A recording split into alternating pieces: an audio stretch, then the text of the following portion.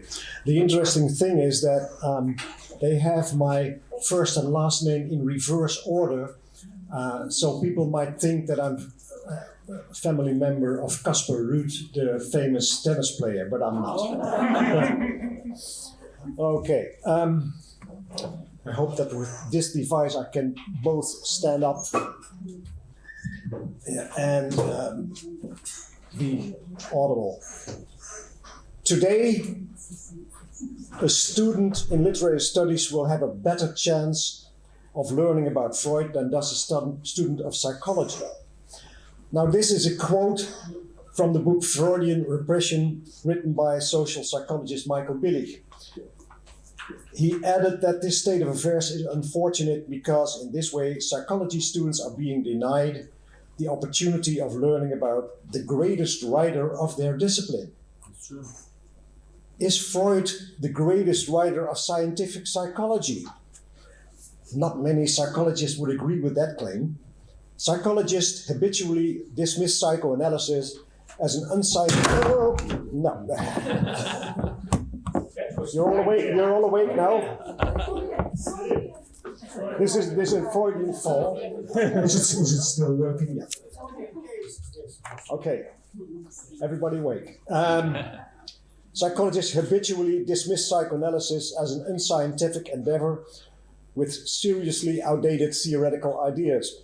And psychoanalysts, for their part, view academic psychology as a superficial, fragmented discipline that has little to say about the everyday problems and conflicts that people encounter. Freud is not a part of that discipline.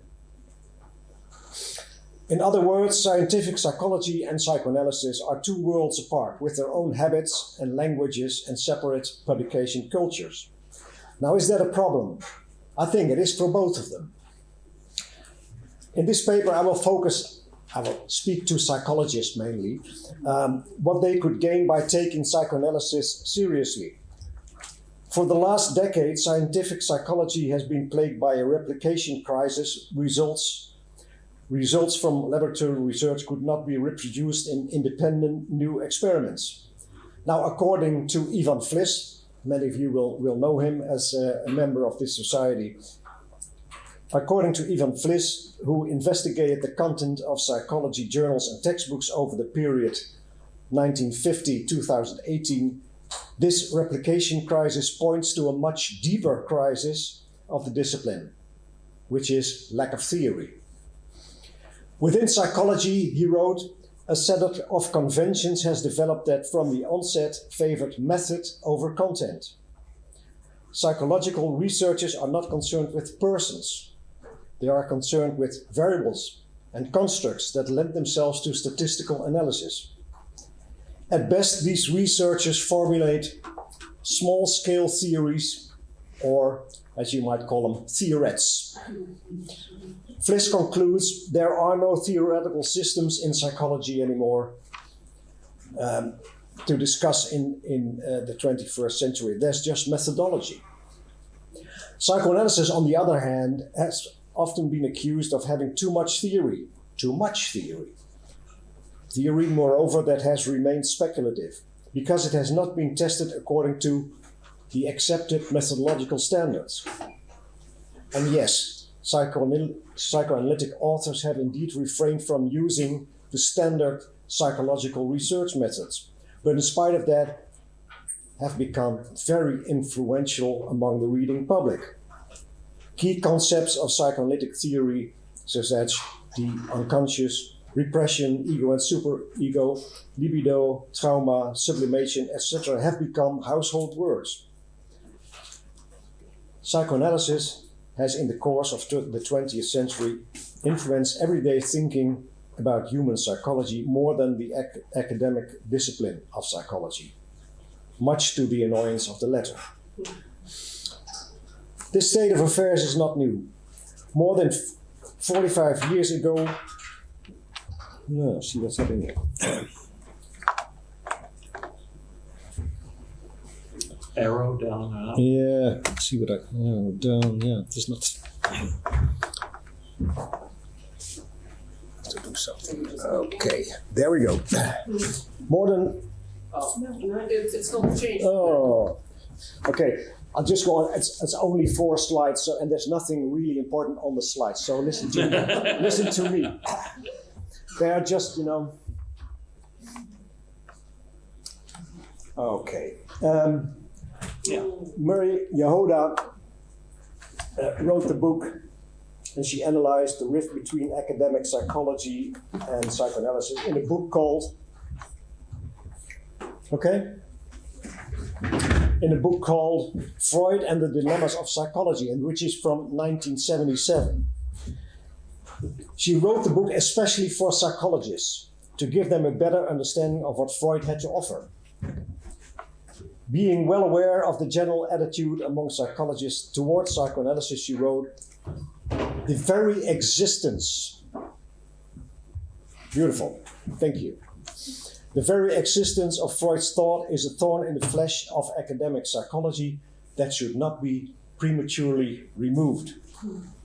Now, Maria Jahoda was born in Vienna into a middle-class Jewish family, studied psychology with Karl Bühler, underwent psychoanalysis with Freud's pupil Heinz Hartmann. After leaving Vienna in 1937, for obvious reasons, she worked in the UK and the USA as a social psychological researcher, and her ideas of the study of psychological issues were deeply influenced by her participation in a famous field study, the Arbeitslosen von Marienthal. Careful observation and analysis, yielding detailed descriptions and lively examples in jargon-free language, were to become her hallmark. According to Jahoda, psychology should not be about the lives of human beings in all their complexity. Should be about the lives of human beings in all their complexity. And this requires of researchers an immersion into the concrete lives of people, with research questions that are adequate to the problems at hand. In her view, the work of Sigmund Freud was one great example of how this should be done. Developing theoretical insight from a variety of case studies, and Freud, in this way, observed meticulously how people in front of him were at cross purposes with themselves and with the world around them, with their strivings and frustrations. What then were the dilemmas of psychology according to Jahoda? I would like to have the picture of Maria Jahoda because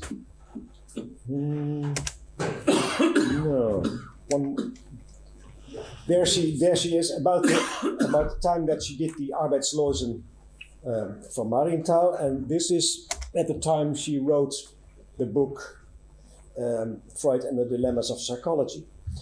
The first dilemma, according to Jahoda, is that academic psychologists tend to study aspects of human behavior in isolation, which is at odds with the observation that every human being appears, like we all do, as a unity. So psychologists who in their practice deal with real existing human beings have to construct their own psychological theory about their clients from a plethora of partial and sometimes contradictory findings of scientific psychology. Well, such an improvised, informal theory can of course not claim to be scientific or even science-based, according to the standards of academic psychology. The second dilemma, not unrelated, is about content and method. Jahoda reminds us how creative research is a continuous interplay between assumptions, problems, invention of method, discovery, and subsequent modification of method. Academic psychology, however, tends to present theory and problems separately from methods of investigation. And this is not only a misrepresentation of what is actually going on in research practices, but it has contributed to a focus on what Gordon Allport called elegantly polished trivialities, by which he meant that sophisticated quantitative methods are applied to rather insignificant questions. For Jahoda, The fundamental dilemma comes down to this, and I quote, "Do available methods sanctioned by their similarity to natural science procedures define the problems which are legitimate research topics in psychology, or, on the other hand, do legitimate problems require the invention of new methods appropriate to them?" Jahoda chooses the latter, and as she sees it, Freud's work leads the way to these new methods. First of all, by his emphasis on observation.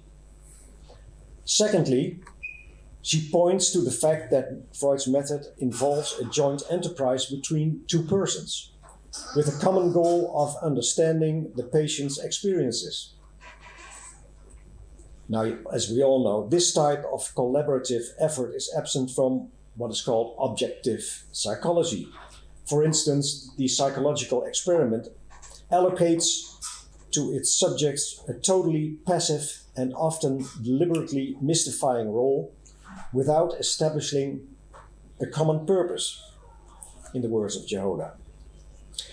According to Jahoda, what is needed is the creation of a psychological language focusing on the content, concerns, and complexities of everyday life without an a priori assumption about how to divide human functioning into neat categories, which can be studied in isolation from each other. And this is where she endorses psychoanalysis with its broad view of human psychology. In her view, the uniqueness of Freud's contribution lies in the construction of an empirically based concept of man, which has room for all known psychological phenomena. For instance, Freud's thoughts on thinking include affect, development, motivation, somatic conditions, clinical conditions, social factors. It is an activity of the whole person, not an isolated function. Taking Freud's thought seriously would entail a type of causal thinking that is in line with modern realist philosophy of science. Reconstruction rather than prediction should be the aim of scientific research, and in each case, the researcher should weigh the multiple factors in the chain of causation. And this view from realistic philosophy of science is in line with Freud's view of causality. As I quote from him from 1920, "We never know which of the decisive factors will be weaker or stronger. We only say at the end that those which succeeded must have been the stronger.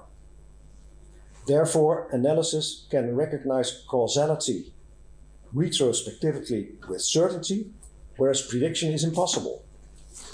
In addition, according to Freud, psychological events are overdetermined, which means that there is not just one cause, but a chain of causation in which several factors are operating." So Freud has a metapsychological starting point, but in practice, of course, in his therapy room, then this network of the psyche is idiosyncratic, linked to the inner world of the person analyzed.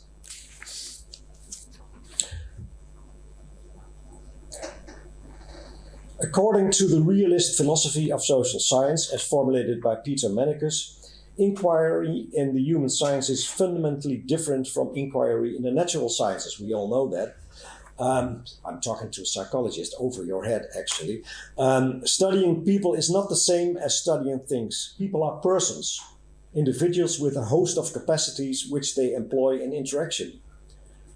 Moreover, the objects of study in the social sciences do not exist independently of researchers. By their actions, they can falsify any predictions social scientists make, and often they do. So the work of the psychological investigator consists of the reconstruction of a chain of causal events. In psychological practice, this is guided by general insights about the nature of psychological processes.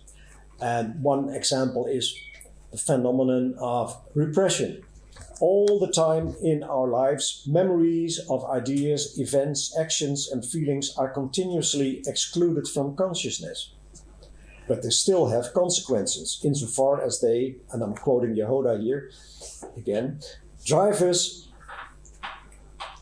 So there's all these memories, etc., drive us into actions, into feeling depressed or elated, attracted to one rather than another sexual object, or result in dreams, ideas, thoughts, and fantasies.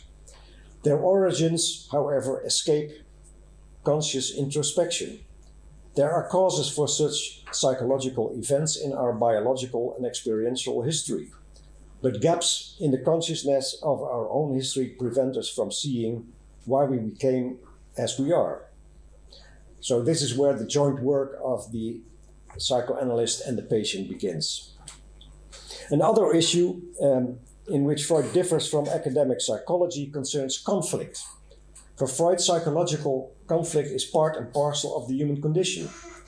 His concept of personality, with its division in Es-Ich and Über-Ich, opens in a fundamental way the road to the understanding of conflict in all sorts of human situations, both within oneself and or with other persons.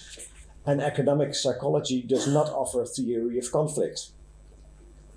In an experimental situation, conflicting tendencies in a person are controlled or preferably eliminated at all. I will now come to my conclusion. Is psychoanalysis still a thorn in the flesh of academic psychology as it was when Jahoda wrote her book 45 years ago? In a way it is. Ask people on the street if they could name an important psychologist, and they will invariably come up with, when pressed, with the name of Sigmund Freud, which annoys psychologists to a large degree. But this is not to say that, dating from when comparing with the days of Jahoda, when Jahoda wrote the book, mainstream academic psychology has changed. I have two examples. First one is it has been thoroughly invaded by neuroscience. The 1990s were the decade of the brain, and on the spur of that, psychological theory has transformed into what you could call cognitive neuroscience. And here the idea that psychological phenomena should be studied in their own right and not as epiphenomena of processes in the brain gradually has been abandoned. Second point, mainstream psychology has also witnessed a growing sophistication in techniques of statistical analysis, such as multivariate analysis and structural equation modeling.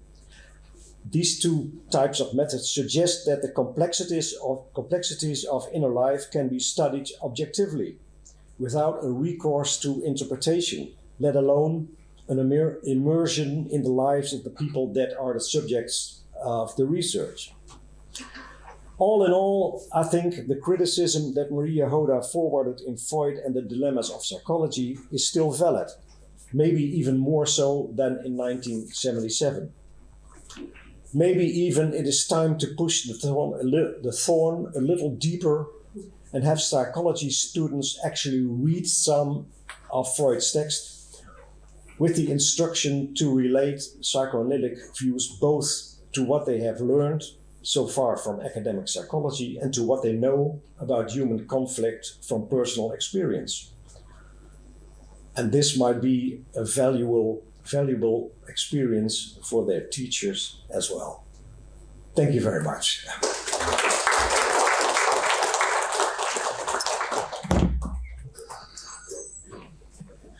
Thank you. One problem about all of this is to ask ourselves, but is psychoanalysis Freud today? Because psychoanalysis nowadays is a little, to speak about psychoanalysis today is a little more complicated, especially since psychoanalysts are becoming to use this kind of new methods, new operational definitions about the concepts. For example, if you define repression according to the old-fashioned Freudian way, it's something. If you define repression according to, say, the new scales like J. Christopher Perry is something different. When you define transference according to Freud is something. When you define transference according to Luborsky is something completely different, because there is an operational definition about transference. So what is transference actually? What we can define according to an operational definition, or what we can define according to the original Freudian way of defining it. And also we have the neuropsychoanalysis today, and so somehow psychoanalysis hybridized itself with something completely different, no? Because nowadays Mark Solms works on a psychoanalysis based on the neural research. So it's very difficult to understand what is psychology, what is psychoanalysis, and what is neuropsychology today, how they are interrelated. So it would be very difficult. Anyway, I hope you will be also at my talk, because we are going to talk about very similar things in another key. Anyway. Okay, I take it this was the first comment. And I think you're absolutely right, but it only emphasizes that my initial statement that academic psychology and psychoanalysis still are two very different worlds is still valid, even according to your perspective on the developments within psychoanalysis, which have been, I think, separate from what has happened in academic psychology. So the basic thing is that there are two disciplines that don't relate to one another. Anyone else? Yeah. Oh. Maybe you can do this better than I can.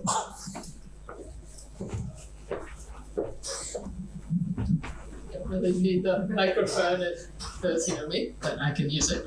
I have a question about Mary Jahoda, because hearing this talk, I was wondering to what extent she was referencing psychoanalysis, but with a completely different objective of saving social psychology or saving theory in social psychology. To what extent the objective of the book was related to her point of view. Is there a discussion of the clinic at all in this? And because, I mean, she could have treated just the social psychology in Freud's theories or in his concepts, but it seems like she has an objective. What does she say in the preface to the book? How does she discuss her project for writing the book, if she does?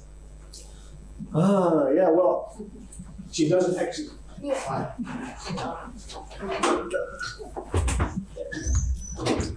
I think her objective basically was that students of psychology should read Freud and learn from it and do something with it. With that, she does not have a very specific agenda towards her own subdisciplines of social psychology. And although she emphasizes again that Freud is not what people often think just about individuals and individual psyches. No, he's basically also from the onset social. So I think the objective in the book is mainly methodological also, because she wants to broaden the scope of psychology methodologically with observation instead of experiment, with qualitative, as we would now call it, analysis, rather than compute things and make statistical analysis. So that is from my reading of the book, this would be my answer to you. Okay? Marco.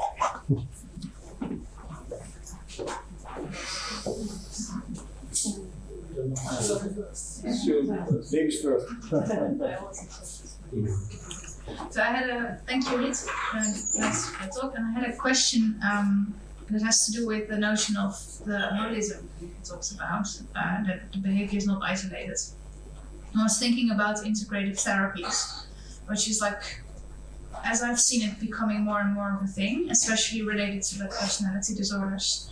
And I was wondering, because they do some like proving of the theory, but not making a theory out of it. But so I was wondering how you would relate that to trying to involve Freud again versus this whole notion of integrated therapy becoming slightly more, also because it's usually quite attachment based and relational focused. So when I was reading these things, I just constantly had to think about Freud as well.